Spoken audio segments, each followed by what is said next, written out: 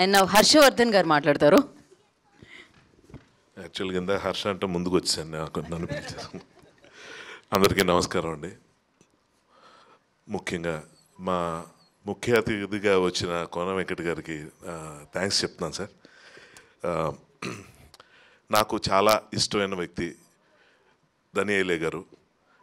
ఆయనకి ఈ సినిమాతో విజయం పుత్రోత్సాహం రెండు కలగాలని మనస్ఫూర్తి కోరుకుంటున్నాను. ఈ సినిమాలో ఉన్న కామన్ ఎలిమెంట్ ఏంటంటే చీఫ్ టెక్నీషియన్స్ కానీ ప్రొడ్యూసర్స్ కానీ అందరూ మొహమాటస్తులు అనమాట. వాళ్ళకి ఎక్కువ మాట్లాడడం రాదు, అసలు చాలా ఇంట్రోవర్ట్స్. ఈవెన్ తను కూడా ఏదో ఇప్పుడు మాట్లాడేసాడు, కానీ అలాంటి ఇంట్రోవర్ట్ అని. బేసిక్ ఏంటంటే అలాంటి వాళ్ళందరూ టీమప్ అయ్యి చేస్తున్న ఈ సినిమా మీద ఈ ట్రైలర్ చూసేదాకా మాత్రం వచ్చే ఒపీనియన్ వేరేగా ఉంటుంది. ఏదో షార్ట్ ఫిల్మ్ ఏమో అనుకుంటాం.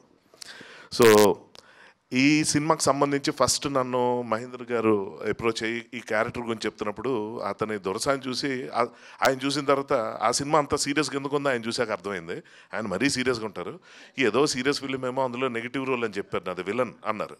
ఓ ఐ థింక్ అసలు చూశారు కదా రక్తపాతం అది ఇది అని. కానీ అంత హ్యూమరస్ ఫిల్మ్ అని మినిమం గెస్ట్ చేయలేకపోయాను. ఆయన చాలా సీరియస్గా ఫేస్ పెట్టుకుని చెప్తుంటే నేను నవ్వడానికి మొహమాట పడ్డా. ఎందుకంటే అతను సీరియస్ స్టోరీ చెప్తున్నప్పుడు నవ్వకూడదు కదా అని నా ఫీలింగ్. తర్వాత ఎప్పుడో మధ్యలో ఆపేసారి ఇది కామెడీలో ఉందంటే ఇది కామెడీ సార్ అని చెప్పారు. సో చాలా మొదటి దశల్లోనే ఆ క్లారిటీ తెచ్చుకోవడం వల్ల తర్వాత హాయిగా నవ్వుకునే పరిస్థితి వచ్చింది. దెన్ కేమ్ సూర్య. ఆ రోజు అతను హీరో అనగానే దనియేలే గారి అబ్బాయి నాకు తెలుసు, ఓకే ఫైన్ అనుకుంటే తర్వాత తెలిసిన విషయం ఏంటంటే అతనికి ఒక గొప్ప టాలెంట్ ఉంది. అది సెల్ఫ్ ఎంప్లాయ్మెంట్ స్కీమ్ అనమాట. యూజువల్గా లాంచ్ అయ్యేటప్పుడు ఏ సినిమా చేద్దాం, ఎలా చేద్దాం, ఎటువంటి కాదు చేద్దాం అని టెన్షన్ ఉంటుంది ఎవరికైనా.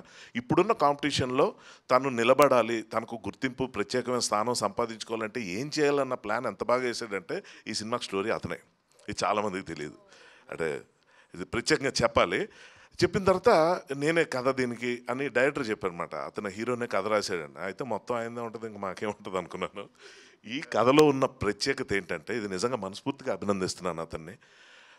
ఒక రైటర్గా కూడా మిమ్మల్ని బాగా ఇంప్రెస్ చేసే ఆస్పెక్ట్ ఏంటంటే, నాకైతే ఫస్ట్ అనిపించింది ఇందులో చాలా ఇంపార్టెంట్ క్యారెక్టర్లు 15 క్యారెక్టర్లు పైన ఉంటాయి. ప్రతి క్యారెక్టర్కి ఒక సిగ్నేచర్ ఉండేలాగా, ఒక స్పెషాలిటీ ఉండేలాగా రాయటం అనేది కత్తిమెత్తాం. అది మరి తనకి ఎలా వచ్చిందో ఏంటో తెలియగానే చాలా మంచి కథ వచ్చాడు.